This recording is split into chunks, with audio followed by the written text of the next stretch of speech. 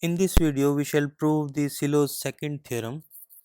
This theorem says that if H is a subgroup of a finite group G and order of H is a power of a prime P, then H is contained in some Silo P subgroup of G. Let us understand this with this example. Let us consider again order of G 360. So it's 2 cube into 3 square into 5. Silo 2 subgroups are of order 8 in G.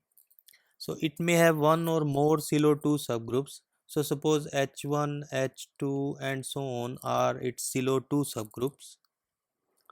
Now 2 and 2 square also divide order of G.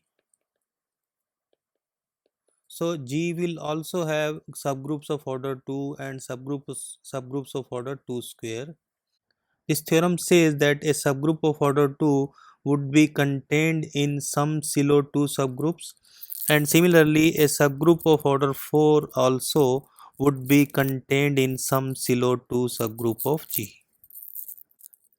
Before proving the theorem, let us define what is conjugate subgroup of a subgroup. Let H and K be two subgroups of a group G. We say that H and K are conjugate in G if there is an element G in G such that H is equal to G inverse. Let us understand this with this example. Consider S3. It consists of 6 elements I, 1, 2, 1, 3, 2, 3, 1, 3, 2 and 1, 2, 3. Consider H, this subgroup containing I and 2, 3 and K equal to I and 1, 2. Now if we conjugate K by the element 1, 3, so what will be 1, 3 K 1, 3 inverse? It will be this set 1, 3 I 1, 3 inverse and 1, 3 1, 2 1, 3 inverse. 1, 3 I 1, 3 inverse is simply I, and 1, 3 1, 2 1, 3 inverse becomes 2, 3, and so this is nothing but H. So these two subgroups H and K of S3 are conjugate to each other. Just like conjugacy relation in elements is an equivalence relation, conjugacy relation on subgroups is also an equivalence relation. That means every subgroup is conjugate to itself, because we can write down one H as 1 H 1 inverse, and if H is conjugate of K, K is conjugate of L, then H is conjugate of L. So this relation is also equivalence relation.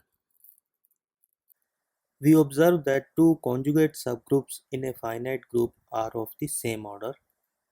So let us take two conjugate subgroups H and its conjugate X H X inverse, a subgroup of G.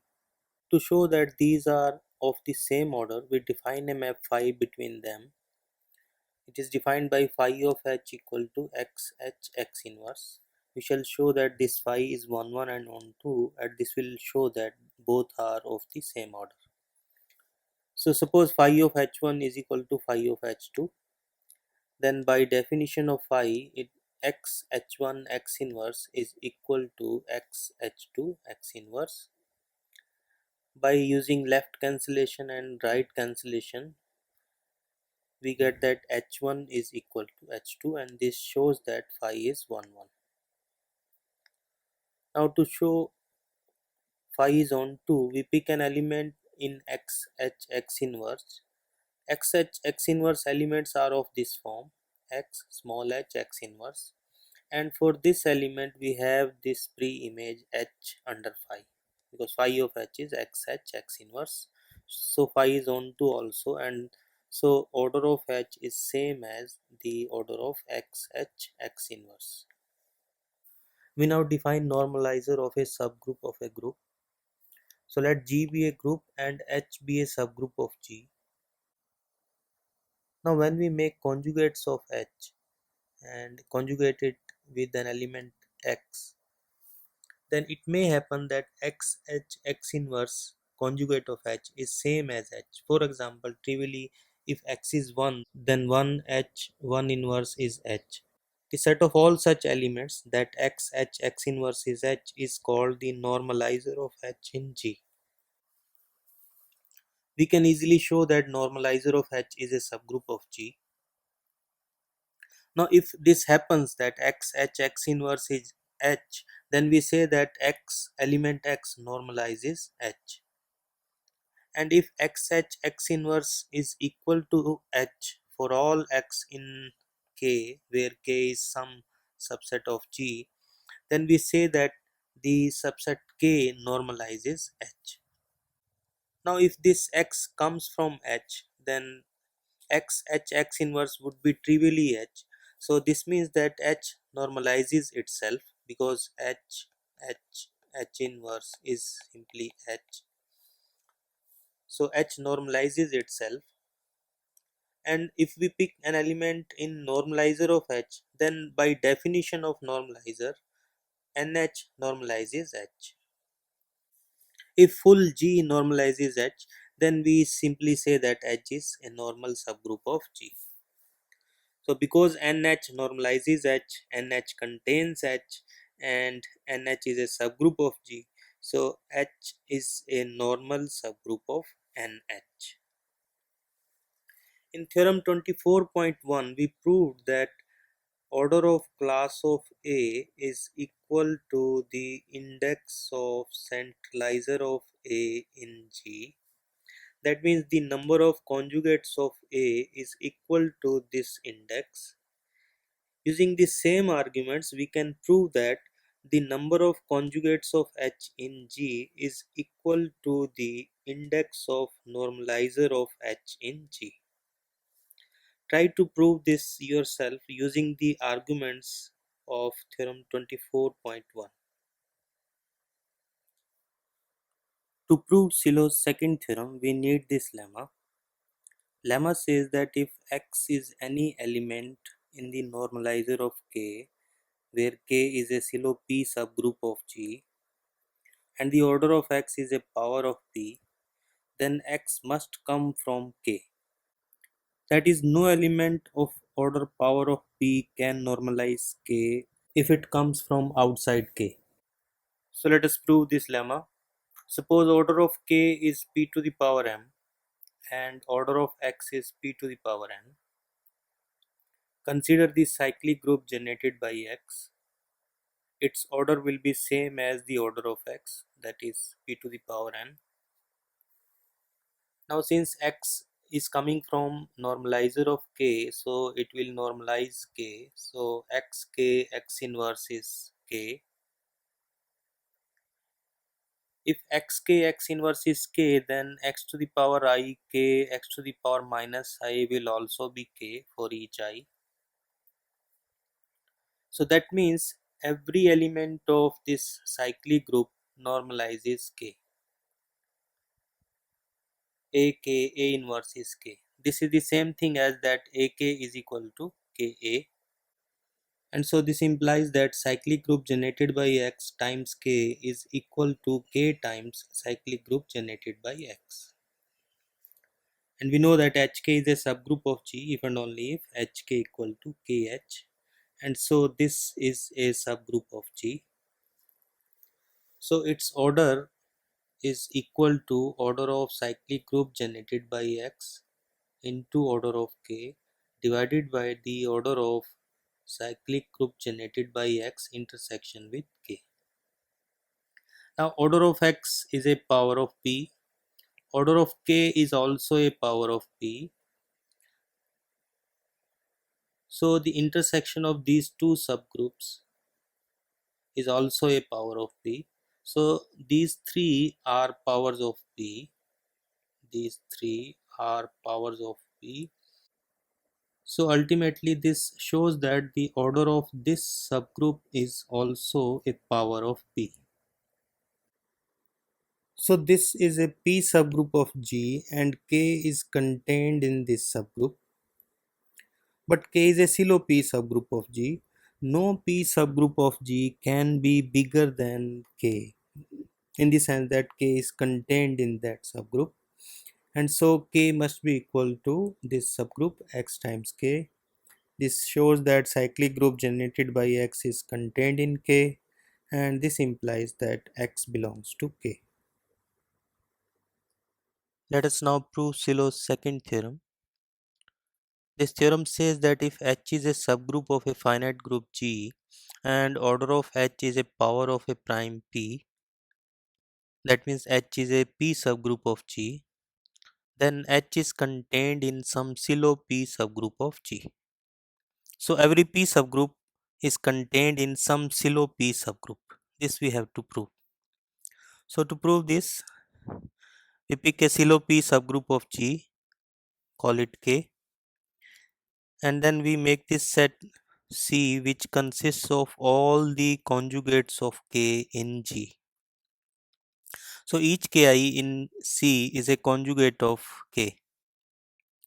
But conjugate subgroups are of the same order.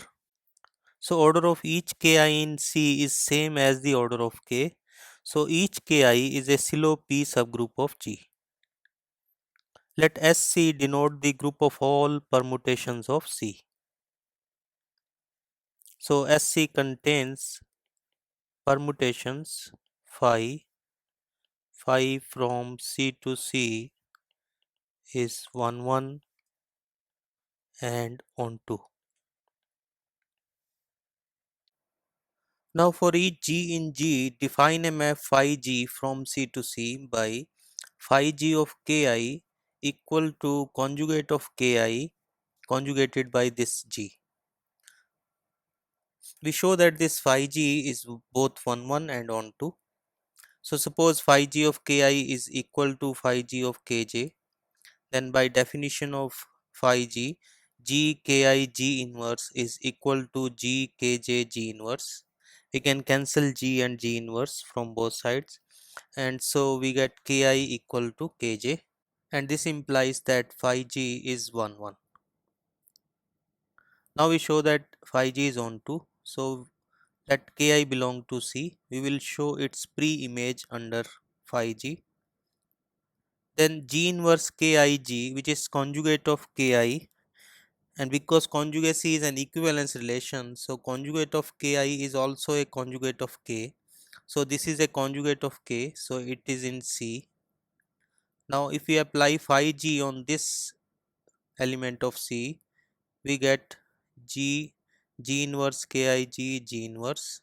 G and G inverse cancel each other, so we are left with Ki. So pre-image of Ki under phi G is this element. This shows that phi G is on 2. So phi G is a permutation on C. Recall that for each element G in G, we obtained an element in Sc. So we define a map T from G to Sc by T of G equal to phi G.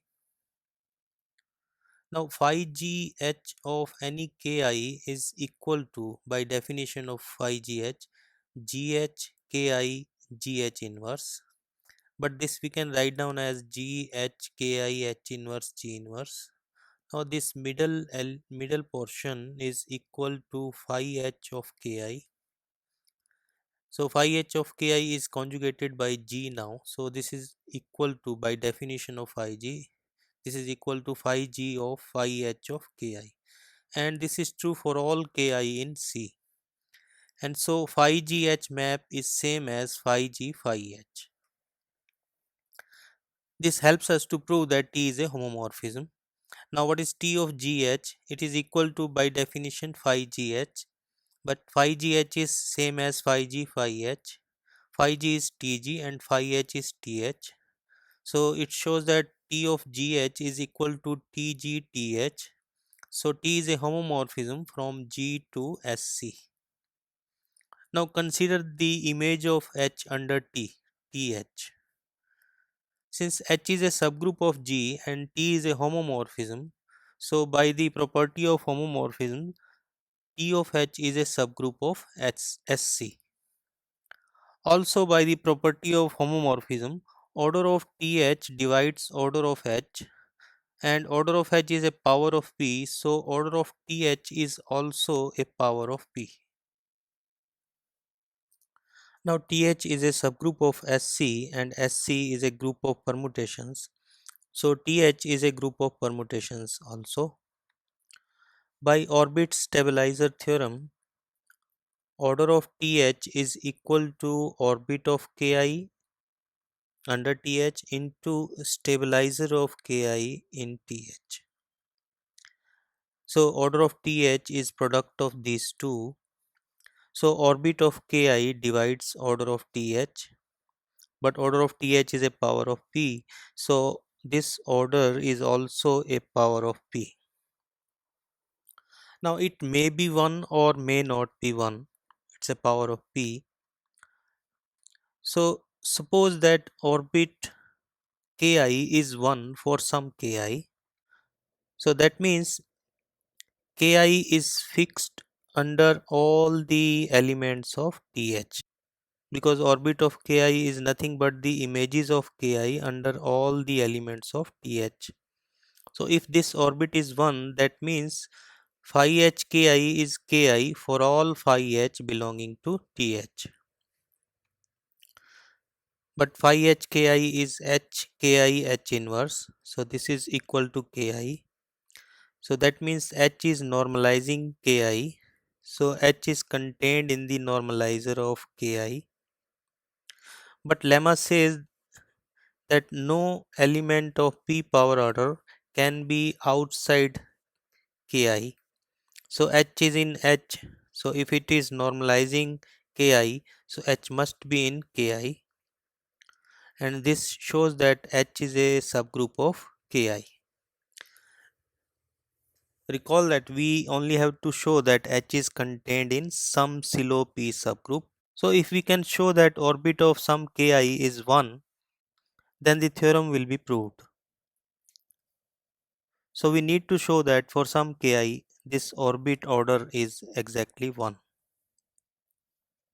Now we know that number of conjugates of K in G is equal to the index of normalizer of K in G.